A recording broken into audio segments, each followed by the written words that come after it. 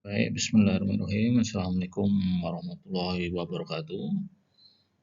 Bagaimana kabarnya mahasiswa semuanya? Semoga sehat-sehat saja.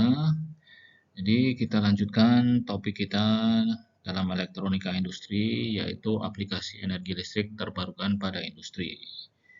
Nah, ini kebetulan hari ini kita dibantu oleh kawan-kawan dari AI untuk menarasikan kuliahnya supaya lebih menarik.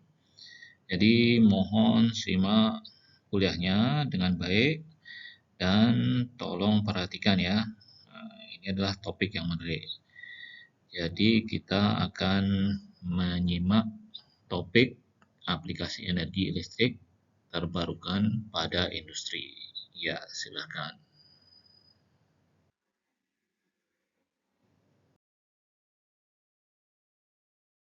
Objektif kuliah. Mahasiswa mengetahui pengertian dan tujuan aplikasi energi listrik terbarukan pada industri. Mahasiswa mengetahui pembangkit dan faktor penting dalam penggunaan energi listrik terbarukan pada industri.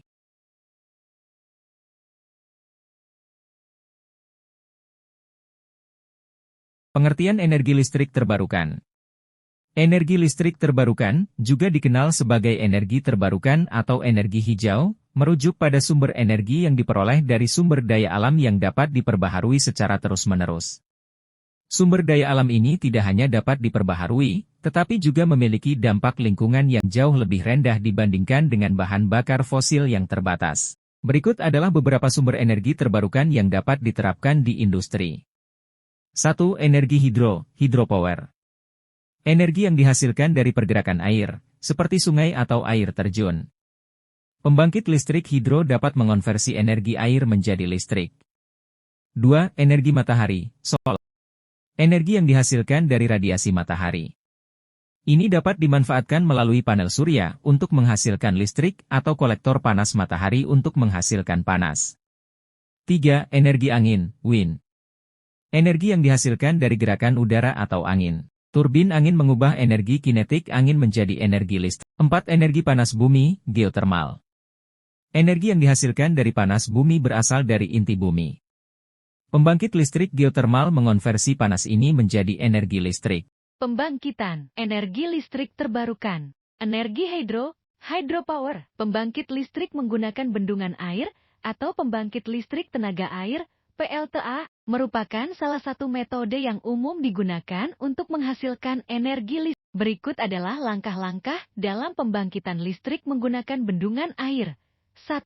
Penampungan air, reservoir. Bendungan air dibangun untuk menampung air dari sumber sungai atau sungai-sungai kecil. Reservoir yang terbentuk oleh bendungan ini akan memiliki kapasitas yang cukup besar untuk menyimpan air yang signifikan.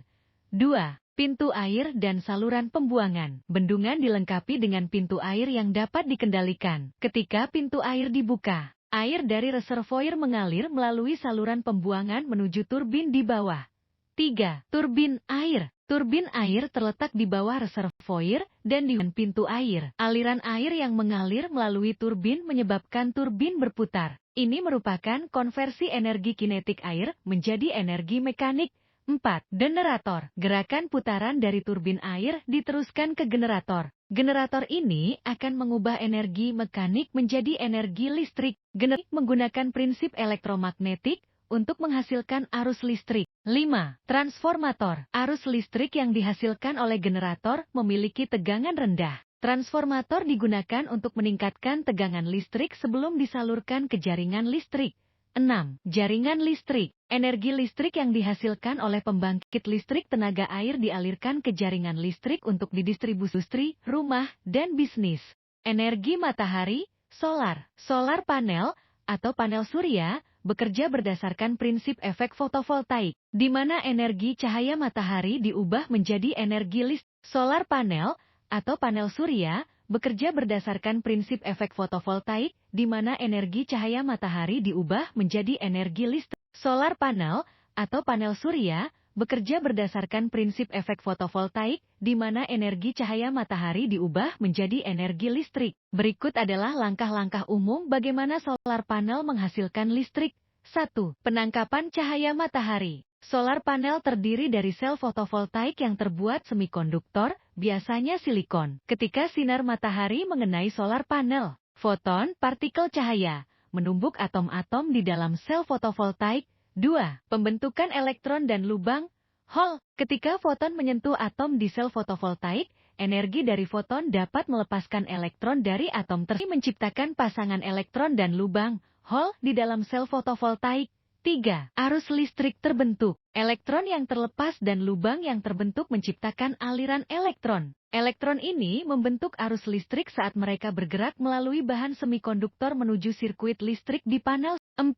Pembuat arus DC, arus searah. Arus listrik yang dihasilkan oleh sel fotovoltaik adalah arus searah, DC. Panel surya memiliki pembuat arus DC yang mengumpulkan dan mengarahkan arus listrik ke dalam sistem. 5. Inverter mengubah arus DC menjadi AC. Kebanyakan rumah dan bisnis arus bolak-balik, AC, untuk daya listrik. Oleh karena itu, arus DC yang dihasilkan oleh panel surya diubah menjadi AC melalui perangkat yang disebut inverter. Inverter mengkonversi arus DC menjadi bentuk yang dapat digunakan oleh peralatan listrik rumah atau diintegrasikan ke dalam jaringan listrik umum. Distribusi listrik. Listrik yang dihasilkan oleh solar panel dapat digunakan untuk memasok kebutuhan energi langsung ke peralatan di dalam bangunan atau disalurkan ke jaringan listrik umum. Energi angin, wind. Energi yang dihasilkan dari gerakan udara atau angin. Turbin angin mengubah energi kinetik angin menjadi energi listrik. Pembangkit listrik tenaga bayu, PLTB. Prinsip kerja PLTB. PLTB bekerja berdasarkan angin-angin menggerakkan sudu-sudu. Kemudian, sudu-sudu yang berputar menggerakkan poros. Selanjutnya, poros yang berputar tadi ditransmisikan ke gearbox untuk diperbesar lagi putarannya. Dari gearbox, putarannya ditransmisikan lagi ke generator. Mengubah putaran menjadi listrik. Listrik dari generator sebagian ada yang digunakan langsung. Sebagian ada yang disimpan pada baterai untuk digunakan pada keadaan tertentu. Dalam mengkonversi angin menjadi energi listrik, turbin PLTB memiliki beberapa komponen utama yang digunakan. 1. Sudu-sudu. Sudu-sudu berfungsi untuk mengubah energi angin menjadi energi mekanik, putaran. Sudu-sudu pada turbin berbentuk layaknya kincir angin. 2. Rotor. Rotor bisa dikatakan sebagai komponen yang ikut bergerak ketika sudu-sudu bergerak. 3. Gearbox. Gearbox berfungsi untuk mendistribusikan poros putaran rendah ke poros putaran tinggi. Dengan kata lain, untuk mengubah putaran pada kincir angin menjadi lebih kencang. Biasanya, gearbox yang digunakan 1, 6, 4. Brake system. Brake system berfungsi untuk menjaga putaran turbin tetap stabil. Energi angin susah untuk ditebak, terkadang kencang, tetapi bisa saja pelan. Ketika angin berhembus sangat kencang, otomatis putaran turbin semakin kencang pula, sehingga putaran di generator menjadi sangat kencang yang dapat merusak generator. Maka dari itu, perlu adanya pengereman supaya putaran turbin lebih terkendali. 5. Generator. Generator berfungsi untuk mengubah putaran menjadi energi listrik. 6. Baterai. Baterai berfungsi untuk menjaga ketersediaan listrik atau sebagai backup energi listrik. Hal ini perlu dilakukan karena keterbatasan ketersediaan energi angin tidak sepanjang hari akan selalu tersedia, sehingga ketersediaan listrik pun tidak menentu. 7. Rectifier inverter. Rectifier inverter.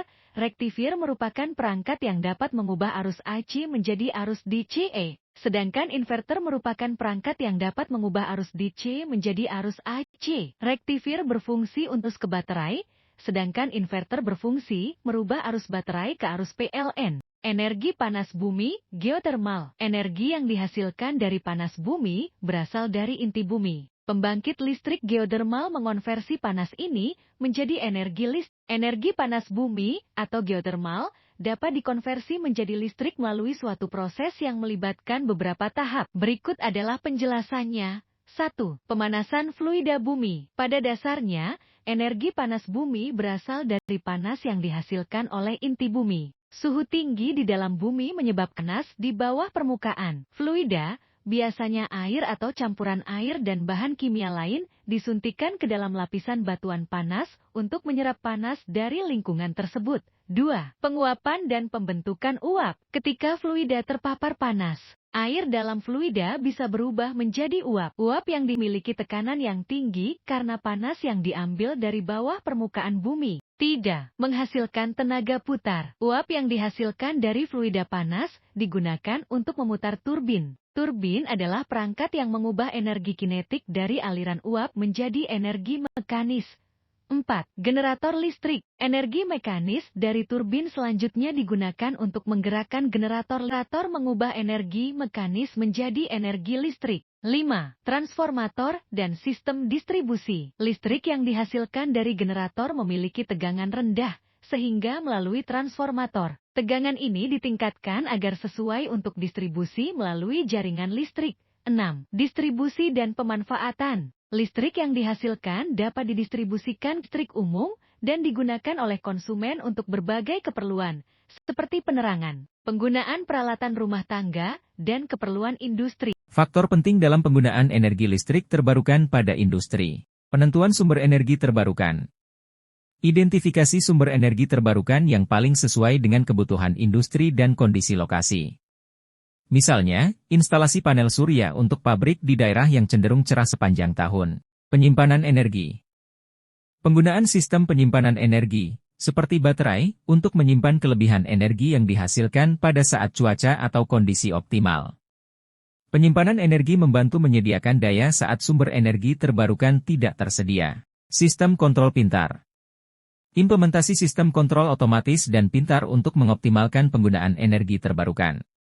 Ini melibatkan teknologi seperti Internet of Things dan kecerdasan buatan, artificial intelligence untuk mengelola dan mengendalikan distribusi energi secara efisien.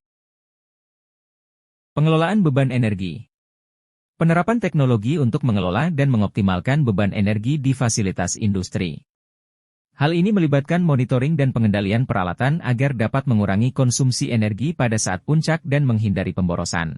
Integrasi dengan jaringan listrik umum.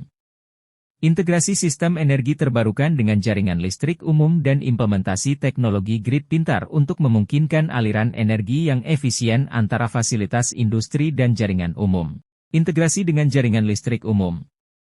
Integrasi sistem energi terbarukan dengan jaringan listrik umum dan implementasi teknologi grid pintar untuk memungkinkan aliran energi yang efisien antara fasilitas industri dan jaringan umum. Kebijakan dan regulasi. Mematuhi regulasi dan kebijakan terkait energi terbarukan yang diberlakukan oleh pemerintah. Ini termasuk insentif pajak dan dukungan kebijakan lainnya untuk mendorong penggunaan energi terbarukan.